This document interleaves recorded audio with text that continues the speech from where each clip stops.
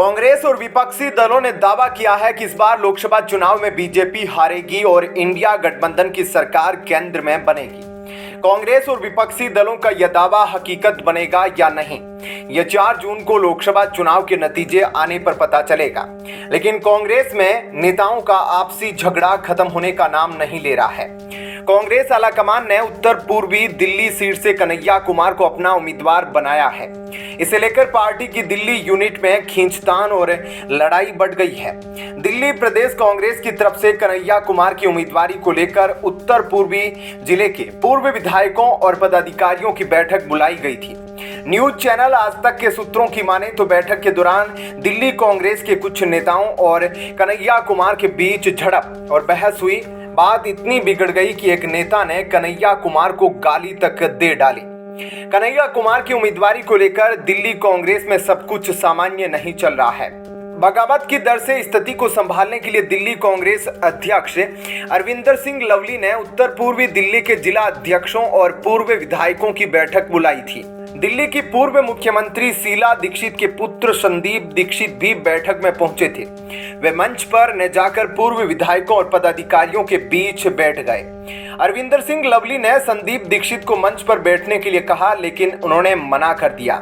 तब कन्हैया कुमार ने उनसे मंच पर आने के लिए कहा, जिस पर संदीप दीक्षित भड़क गए। सूत्रों के मुताबिक उन्होंने बैठक के दौरान कहा कि कन्हैया कुमार की उम्मीदवारी से कांग्रेस को नॉर्थ ईस्ट दिल्ली के अलावा दिल्ली की अन्य सीटों पर भी भारी नुकसान होने वाला है। इस पर कन्हैया कुमार ने पलटवार करते हुए संदीप दीक्षित से कहा कि वह बीजेपी की भाषा बोल रहे हैं। इतना सुनते ही दीक्षित भड़क गए। सूत्रों की माने तो उन्होंने कन्हैया कुमार को अपशब्द कह डाले। उसके बाद दीपक बाबरिया और संदीप दीक्षित के बीच में भी बहस हो गई और बैठक का कुछ नतीजा नहीं निकला। फिर कन्हैया कुमार वहां से निकल गए, मतलब भाग गए। वहीं इससे पहले कन्हैया ने इंडियन एक्सप्रेस को दिए अपने इंटरव्यू में बहुत सारी बातों का खुलासा किया था। बेगूसराय के सवाल पर कन्हैया थोड़ा गंभीर होते हुए बोले कि जैसा कि मैंने पहले कहा, यह स्थानीय चुनाव नहीं है और कांग्रेस भाजपा की तरह एक अखिल भारतीय पार्टी है। क्या मोदी जी वाराणसी से हैं? जहां तक दिल्ली की बात है तो यह राजधानी है, तो यह प्रश्न क्यों?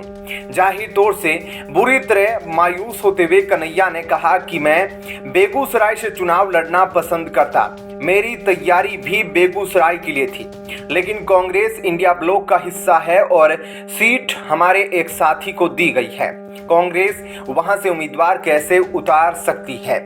ऐसे में क्या कहना है आपका? कमेंट सेक्शन में अपनी राय जरूर दीजिए। जय हिंद, जय भारत। दिल्ली के शराब घोटाले में तिहाड़ जेल में बंद सीएम अरविंद केजरीवाल की मुश्किलें कम होने का नाम नहीं ले रही हैं। एक तरफ तो दिल्ली हाईकोर्ट से उन्हें राहत नहीं मिली है, वहीं दूसरी तरफ अरविंद केजरीवाल के निजी सचिव विभव कुमार के खिलाफ विजिलेंस विभाग ने बड़ा एक्शन लिया था और उन्हें पद से हटा दिया गया था। यह कदम ऐसे समय में उठाया गया है जब उन्हें ईडी ने सोमवार को पूछताछ के लिए बुलाया था। अब इसी बीच केंद्रीय गृह मंत्रालय ने दिल्ली विधानसभा के सचिव और डेनिक्स केडर के अधिकारी राजकुमार को सस्पेंड कर दिया है। रानी झांसी फ्लाईओवर से संबंधित कथित अनियमितताओं के मामले में उन पर गाज गिरी है। दरअसल पिछले साल सितंबर में एनसीसीएसए ने कुमार को सस्पेंड करने की सिफारिश की थी। दिल्ली सरकार के वरिष्ठ अधिकारियों की एक समिति ने इसकी अनुशंसा भी की थी। सस्पेंशन के बाद राजकुमार ने न्यूज एजेंसी पीटीआई से बातचीत में बताया कि मुझे गृह मंत्रालय का आदेश मिल गया है। मुझे अपना पक्ष रखने का कोई मौका नहीं दिया गया। यह एक पुराना मामला है, मेरे पास कहने के लिए अब कुछ नहीं है। बता दें कि गृह मंत्रालय ने 16 अप्रैल को निलंबन का आदेश जारी किया था। गृह मंत्रालय ने कहा कि राजकुमार के खिलाफ अनुशासनात्मक कार्रवाई अपेक्षित है। बता दें कि इससे पहले दिल्ली के मुख्यमंत्री अरविंद केजरीवाल के निजी सचिव विभव कुमार पर गाज गिरी थी। दिल्ली के उपराज्यपाल वीके सक्सेना ने उन्हें हटा दिया था। पद से हटाए जाने के बाद उनके फ्लैट के अलॉटमेंट को भी कैंसिल कर दिया गया था। सरकारी नियमों के मुताबिक जो भी परिसिम्बिल मैक्सिमम डेट है, उसको ध्यान में रखते हुए उन्हें घर खाली करने को कहा गया था। प्रवर्तन निदेशालय ने 8 अप्रैल को विभव से शराब घोटाले से जुड़े मनी लॉन्ड्रिंग मामले में करीब 4 घंटे तक पूछताछ की थी। दिल्ली जल बोर्ड घोटाले में भी ईडी विभव कुमार के घर छापेमारी की थी। विजिलेंस निदेशालय ने 10 अप्रैल से विभव कुमार की सर्विस समाप्त कर दी थी। निदेशालय ने उनकी नियुक्ति को सही नहीं माना है। आदेश में कहा गया है कि विभव कुमार की नियुक्ति के लिए जो प्रक्रिया और नियमों का सही से पालन नहीं किया गया, इसलिए उनकी नियुक्ति अवैध है। आदेश में विभव कुमार के खिलाफ लंबित 2007 के कानूनी मामले का हवाला दिया गया। बता दें कि कथित शराब घोटाला मामले की जांच कर रही प्रवर्तन निदेशालय की टीम ने सोमवार को सीएम अरविंद केजरीवाल के निजी सचिव से पूछताछ की थी। उनका बयान पीएमएलए के नियमों के मुताबिक दर्ज किया जा रहा है। ईडी के आरोप पत्र के मुताबिक पीएए विभव कुमार ने मोबाइल नंबर का 4 बार IMEI 2021 और जुलाई 2022 के बीच बदला है। इससे पहले भी प्रवर्तन निदेशालय की टीम ने पीए के आवास पर तकरीबन 16 घंटे तक छापेमारी की थी। उस समय ईडी पर हमला बोलते हुए सीएम केजरीवाल ने कहा था कि यह सभी राजनीतिक प्रतिशोध के चलते कराया जा रहा है। ऐसे में क्या कहना है आपका? कमेंट सेक्शन में अपनी राय जरूर बताएं। जय हिंद, जय भारत। अरविंद केजरीवाल का झूठ देखिए। तिहाड़ जेल प्रशासन की रिपोर्ट कहती है कि कुछ महीने पहले तेलंगाना के एक डॉक्टर के निर्देश पर इंसुलिन बंद कर दी और RML अस्पताल की रिपोर्ट में भी इंसुलिन की जरूरत नहीं बताई। फिर अचानक से इंसुलिन की जरूरत क्यों हुई? क्योंकि मीठा खाया ताकि मेडिकल बेल मिल सके। तिहाड़ प्रशासन जो कि अरविंद केजरीवाल के तहत आता है, उसकी ही रिपोर्ट में कहा गया कि केजरीवाल ने इंसुलिन बंद कर दिया था। उन्हीं के डॉक्टर द्वारा गिरफ्तारी से बहुत दिनों पहले जब इंसुलिन ले नहीं रहे थे, क्यों चिल्ला रहे हो कि उनको इंसुलिन नहीं दी जा रही? और हाँ, कल आपके वकीलों ने कोर्ट में जो कहा उनको इंसुलिन नहीं दी जा रही, गजब झूठ बोल रही है आप पार्टी। अरविंद केजरीवाल जेल जाने से पहले इंसुलिन लेना बंद कर चुके थे, तो अब इंसुलिन नहीं देने की शिकायत। सचमुच केजरीवाल के आने के बाद राजनीति में जो कुछ हो रहा है अकल्पनीय है। समाचार आ रहा है कि तिहाड़ जेल प्रशासन ने LG को रिपोर्ट सौंपी है। LG को दी गई तिहाड़ की रिपोर्ट पर आपका बयान सामने आया है। आप सरकार में मंत्री आतिशी ने कहा, तिहाड़ की रिपोर्ट से भाजपा की साजिश दिख गई है। कोई भी डॉक्टर बता देगा कि 300 शुगर लेवल खतरनाक होता है। भाजपा के कहने पर केजरीवाल को जेल में मारने की साजिश चल रही है। आतिशी ने कहा, सीएम केजरीवाल को इंसुलिन देने में जेल प्रशासन को क्यों दिक्कत है? सीएम केजरीवाल 12 साल से इंसुलिन ले रहे हैं। केजरीवाल जेल जाने से पहले 50 यूनिट इंसुलिन रोज लेते थे। दरअसल LG को तिहाड़ जेल से मिली रिपोर्ट में एक बार फिर कहा गया है कि केजरीवाल को इंसुलिन की जरूरत नहीं है। RML के डॉक्टर की निगरानी में केजरीवाल को ओरल मेडिसिन दी जा रही है। इस रिपोर्ट के मुताबिक केजरीवाल का शुगर लेवल कभी भी 300 या 300 के पार नहीं पहुंचा है। केजरीवाल का अधिकतम शुगर लेवल सिर्फ एक दिन 280 पहुंचा था। 12 अप्रैल को केजरीवाल का शुगर लेवल 280 था। 18 अप्रैल को केजरीवाल का शुगर लेवल 167 था। तिहाड़ जेल प्रशासन ने केजरीवाल की हेल्थ रिपोर्ट LG को सौंपी है। केजरीवाल की हेल्थ रिपोर्ट में इस बात का जिक्र है कि केजरीवाल ने गिरफ्तारी से पहले ही इंसुलिन बंद कर दी थी। तेलंगाना के किसी डॉक्टर से केजरीवाल अपना इलाज करा रहे थे। केजरीवाल डायबिटीज के लिए सिर्फ एक दवा खा रहे थे। तिहाड़ जेल प्रशासन की रिपोर्ट में कहा गया है कि डॉक्टरों ने चेकअप के बाद कहा है कि केजरीवाल को इंसुलिन की जरूरत नहीं है। तिहाड़ जेल प्रशासन की रिपोर्ट में यह भी कहा गया है कि आम आदमी पार्टी बेवजह केजरीवाल की सेहत पर भ्रम फैला रही है। क्या कहना है आपका? कमेंट सेक्शन में अपनी राय जरूर दीजिए। जय हिंद, जय भारत। देश में लोकसभा चुनाव शुरू हो चुके हैं। 19 अप्रैल को पहले दौर का मतदान हो चुका है, लेकिन कांग्रेस की मुसीबतें कम होने का नाम नहीं ले रही है। एक तरफ तो बीजेपी पहले ही कांग्रेस की पूर्व सरकारों में घोटालों और भ्रष्टाचार को लेकर हमलावर है, तो वहीं कांग्रेस के नेता खुद उलाहना देते हुए पार्टी छोड़ रहे हैं। इसी क्रम में कांग्रेस के पंजाब में बड़े और कद्दावर नेता माने जाने वाले तजिंदर सिंह बिट्टू और पूर्व कांग्रेस नेत्री करमजीत कौर ने बीजेपी ज्वाइन कर ली है।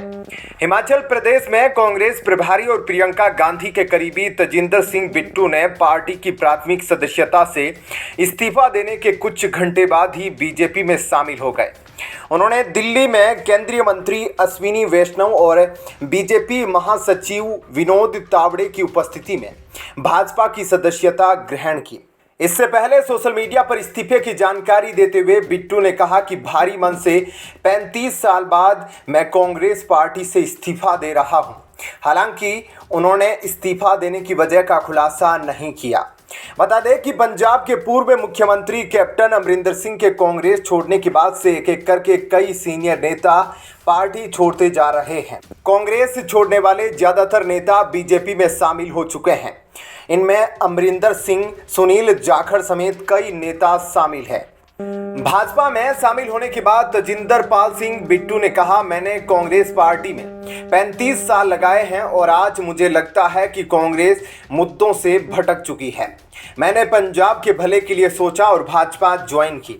आज पंजाब में अगर कोई सही विकल्प है जो वहां के लोगों के लिए, पंजाब की तरक्की के लिए काम कर सकता है तो वो भाजपा है। वहीं पूर्व कांग्रेस नेता तजिंदर पाल सिंह बिट्टू के इस्तीफे पर हिमाचल प्रदेश कांग्रेस अध्यक्ष प्रतिभा सिंह ने कहा, हाईकमान को तय करना है कि वह किस कारण से बाहर गए हैं, उनकी क्या नाराजगी थी। कोई दूसरा सह प्रभारी लगाया जाएगा जो पार्टी की मजबूती के लिए काम करेंगे।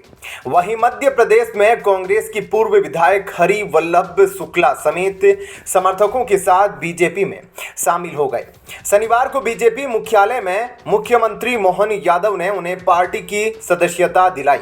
इस मौके पर मध्य प्रदेश के मुख्यमंत्री मोहन यादव ने कहा, हम खुले दिल के साथ आप सभी का अपने परिवार में स्वागत करते हैं।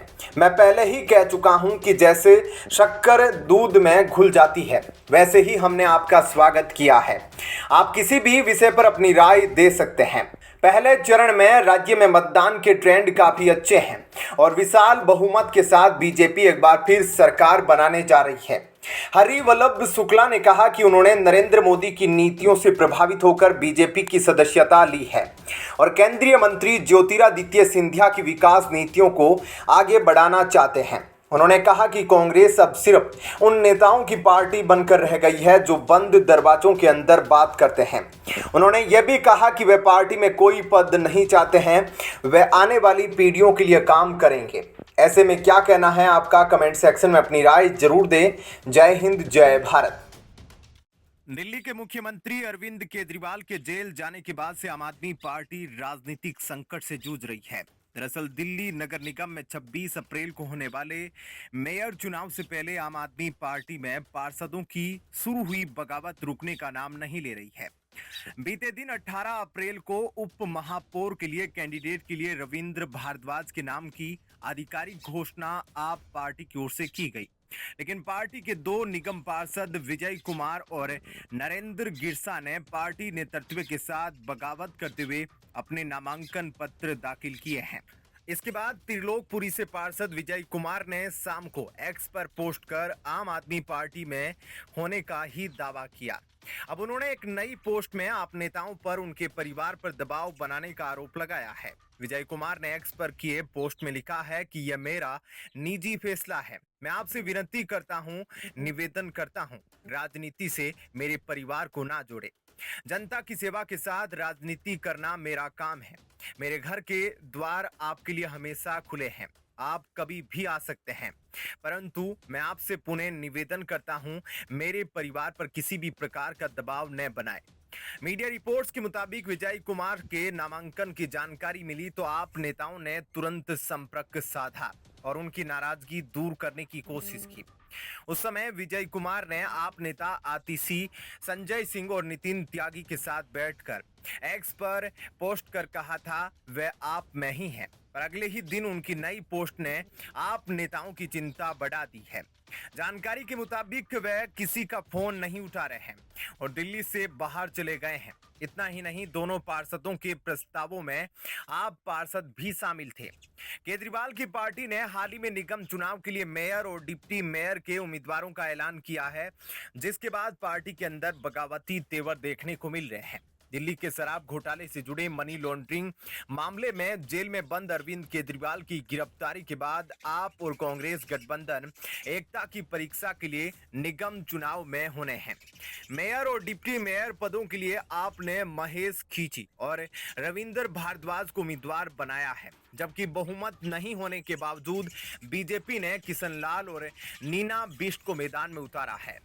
आम आदमी पार्टी ने करोलबाग के देवनगर वार्ड से पार्षद महेश खींची को मेयर और किराड़ी के अमन विहार से पार्षद रविंद्र भारद्वाज को डिप्टी मेयर का प्रत्याशी बनाया है। प्रत्याशियों की घोषणा करते हुए दिल्ली प्रदेश संयोजक गोपाल राय ने कहा है कि दोनों लोग आंदोलन के समय से ही आम आदमी पार्टी से जुड़े हैं। जनता के बीच इनकी अच्छी पकड़ है। हमें पूरी उम्मीद है कि दोनों लोग एमसीडी में शुरू किए गए आप सरकार के अच्छे कामों को आगे बढ़ाएंगे और जनता की सेवा करेंगे। गोपाल राय ने कहा कि एमसीडी में हुई हार से बौखलाई भाजपा ने आपको खत्म करने के लिए मनीष सिसोदिया के बाद सीएम केजरीवाल को झूठे केस में जेल में भेज दिया है। वहीं कुछ देर बाद ही पार्टी के पार्षद ने बगावत कर दी। क्या कहना है आपका इस पर कमेंट सेक्शन में अपनी राय जरूर दीजिएगा। साथ ही वीडियो को लाइक शेयर जरूर कीजिएगा। जय हिंद, जय भारत।